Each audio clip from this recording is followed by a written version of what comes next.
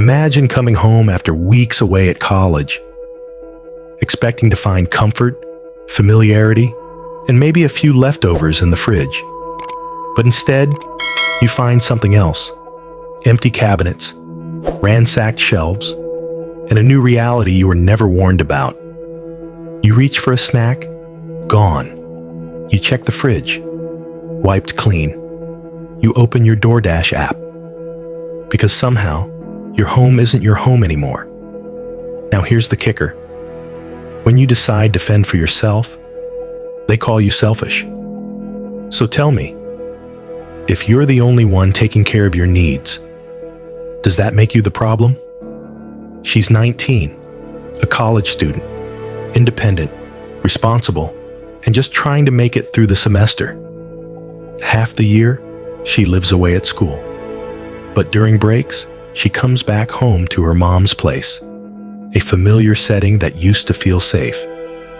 Only this time, something's changed. It's not just her mom waiting for her anymore. There's her mom's boyfriend, and not just him, but his 2 sons. Teenage boys, 13 and 12. Oh, and no one told her they were moving in. Let that sink in. You pack your bags. You take the bus or train or drive hours to get home. And when you walk through the door, your house is fuller, louder, hungrier, and you were never consulted. At first, she tries to adjust. After all, what choice does she have? She does what any young adult would do after a long time away. She puts away her bags. She opens the fridge.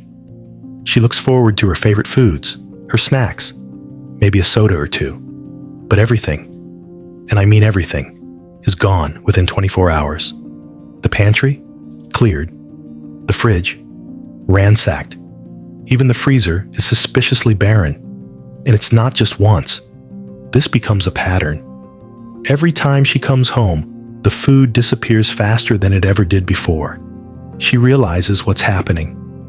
The teenage boys, ravenous and unsupervised, have turned the kitchen into a free-for-all. They're not malicious. They're not trying to hurt anyone. But they're constantly raiding the cabinets, checking the fridge 5, 6, 7 times a day, eating everything in sight. And no one, not her mom, not the boyfriend, is stopping it. So she's left with a choice: either starve or survive. She decides to take control. No more depending on the family grocery haul. No more hoping her food will last past Thursday. She starts ordering her own meals. DoorDash, groceries, whatever it takes to stay fed. She even uses her own mini fridge to store leftovers. Her own space, her own system, a safe zone, finally. But then the house runs out of food. Not her food, the shared food. The food that everyone else relies on. Her mom and her mom's boyfriend are both at work. No one is around to do a grocery run. And the kids? They're hungry. But she doesn't panic. She doesn't change course. Because it's not her responsibility. She didn't sign up to be the house cook. She didn't sign up to be anyone's babysitter. And she certainly didn't sign up to feed 4 teenagers on a college kid's budget. So she keeps eating her food, the food she paid for, while the rest of the house sits on empty shelves. Her mom comes home, and instead of asking what happened, instead of acknowledging the chaos she walked into, she points a finger.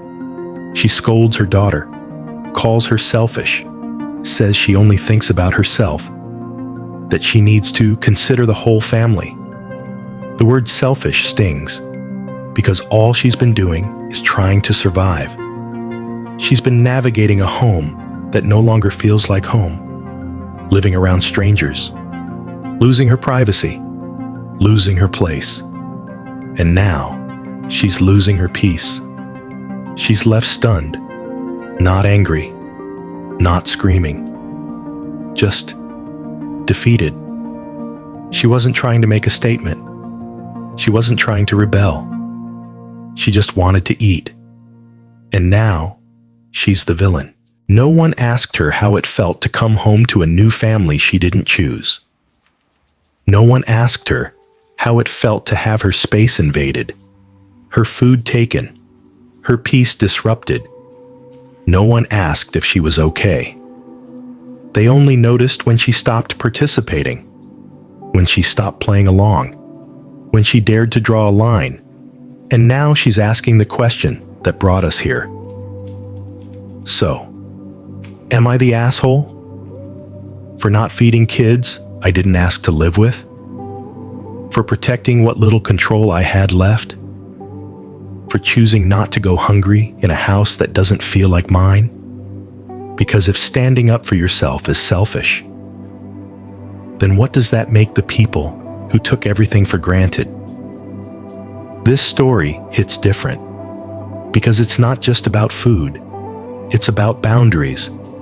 It's about what happens when a child returns home to find that the definition of home has shifted without her consent. It's about a young woman learning, maybe for the first time, that sometimes even family will guilt you for setting limits. And sometimes the quiet act of taking care of yourself can be seen as rebellion. But let's be honest, being 19 is hard enough. Being 19 and having to manage a new household dynamic, that's next level. What this story reminds us is that survival isn't selfish. Self-respect isn't cruel. And responsibility, especially in a home where no one communicated clearly, is something that should be earned, not assumed. So if you've ever been in her shoes, if you've ever been made to feel guilty for protecting your peace, your food, your space, you're not alone. And maybe, just maybe, you're not the problem. Now we turn it over to you. Was she wrong for looking after herself when no one else would? Or was she the only one finally doing what the adults should have done all along? Let us know in the comments. And if this story resonated with you, share it. Because someone out there needs to hear that it's okay to say enough. This is AITA Stories, where every story is a mirror. And sometimes the hardest person to defend is yourself. Until next time.